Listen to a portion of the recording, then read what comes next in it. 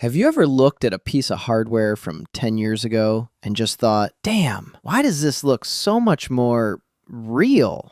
Like, seriously, what is the secret? If you take something like a GTX 1080 Ti Founders Edition or an old high-end EVGA card and you just hold it in your hand, it feels like a tool.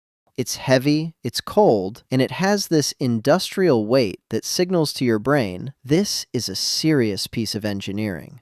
Now, look at a modern RTX 4060 or a mid-range motherboard you'd buy today for $300 or $400. It's light, it's mostly plastic, it's optimized, but let's be honest, it feels hollow. And that got me thinking, why does old tech often feel more premium than the brand new hardware we pay hundreds of dollars for today? Are we paying for actual engineering, or are we just paying for the illusion of it? Today, I'm going to break down why the PC industry is moving away from quality and into what I call the engineering of disappointment. Let's get started. The first and biggest reason we even ask this question comes down to something called material integrity. In the world of high-end design, there's a philosophy that a product should be exactly what it appears to be. If it looks like a high-performance machine, it should feel like a high-performance machine. Back in the golden era of PC hardware, let's say between 2014 and 2018, brands were obsessed with materials. We had shroud covers made of magnesium alloys and die-cast aluminum. We had thick, polished copper heat pipes that you could actually see and touch. When you picked up a card, it was cold to the touch. It didn't creak when you pressed it. But look at what happened. Brands realized that most people look at their PC through a glass side panel. They realize that you probably touch your GPU exactly twice, when you install it and when you sell it.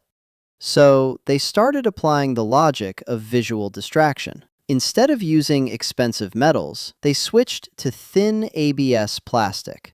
To hide the cheap material, they added 16 million colors of RGB lighting. It's a brilliant yet frustrating trick. They've traded tactile quality for visual noise. They stopped building machines that feel like they could last a decade and started building decorations that look good in a 15-second TikTok clip. They tell us it's for weight reduction or better airflow. But if you look at the BOM, the truth is clear. It's about profit margins. We are being trained to accept plastic as a premium material, as long as it has enough LEDs.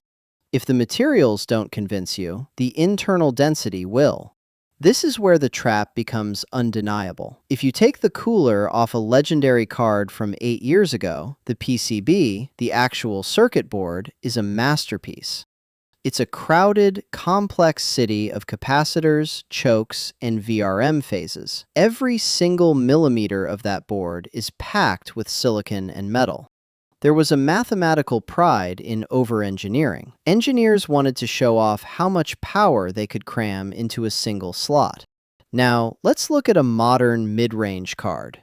This is where it gets weird.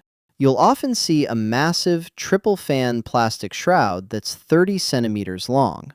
But if you look closely at the back, or take the cooler off, you realize the actual PCB is tiny.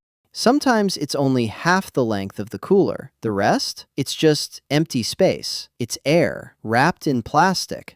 They make the cards huge not because they have to, but because they know that in a consumer's mind, big equals powerful. We are literally paying for the volume of the box. We're paying for the shipping weight of plastic. Psychologically, when you buy a giant GPU and find a mini board inside, you feel cheated. You feel like the soul of the hardware has been hollowed out to save on manufacturing costs. We've moved from building dense, powerful engines to building oversized exhaust pipes with nothing inside them. But the trap goes deeper than just the physical build. It's in the performance itself. And this is the part that really bothers me as someone who values the tech truth. Let's talk about native versus simulated power. When you bought a GTX 1080 Ti, you were buying raw, unadulterated silicon power. There were no tricks. There was no AI upscaling. If your game ran at 60 FPS, it was because the hardware was physically rendering every single pixel on that screen. It was honest performance. Today, we live in the era of fake frames. We are told a new card is 2 times or 3 times faster than the previous generation. But if you read the fine print, that speed only exists if you turn on frame generation, DLSS, or FSR. We are moving toward a future where the hardware isn't actually fast enough to run modern games natively. So it has to guess what the next frame looks like. Think about the psychology of that. If your $600 GPU has to use an AI algorithm to fake half of the frames you're seeing, is it actually a powerful card? Or is it a weak card with a very clever software mask? Old tech feels more powerful because it didn't have to lie to you. It was just you, the silicon, and the code. Today, there's a layer of deception between your hardware and your eyes. Why can't other brands replicate that Apple feeling or that old school quality? It's about the details you don't consciously see. Apple is obsessed with things like G2 curved continuity, the mathematical shape called a squircle. They know that a standard rounded corner creates a visual jolt, while a squircle feels natural to the human eye. The PC industry used to have its own version of this. Companies like EVGA or the early Asus ROG teams understood that the finish mattered, the way a screw felt when you turned it, the way the metal was brushed. They didn't just call a color black, they engineered an identity. Today, that identity is gone. Everything is corporate safe. Everything is designed by a committee to be as cheap as possible while looking gamer enough to sell. We've lost the era of risky, beautiful, over-the-top engineering. And that's why we, as enthusiasts, keep looking back at the secondary market. We go to AliExpress to find refurbished legends because deep down, we know that a 6-year-old flagship has more soul and more truth than a brand new plastic brick from a local store. I started Pixel PC because I'm tired of the plastic marketing.